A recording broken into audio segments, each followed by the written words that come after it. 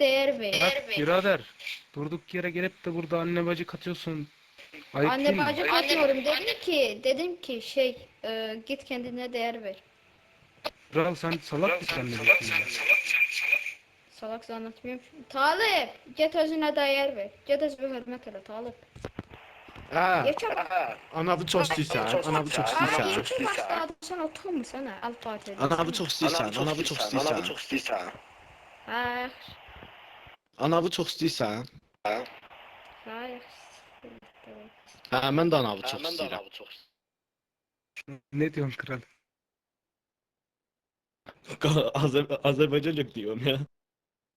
Bir Anlamadım ya, ne oldu? dur sana da. Anlamadım ki ne oldu? Ben AFK attım, ne oldu? Al, denizden şey çıktı, köpek balığı çıktı, o çocuğu saldırdı. Sonra sana geldi dedi. Sonra geri gitti, o çocuk da sana küfür etmeye başladı.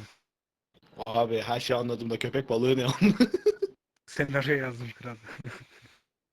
Ay Kime söz dönemiyorum. atıyorum ya? Kime söz atarım? Ay Yusuf'iymiş.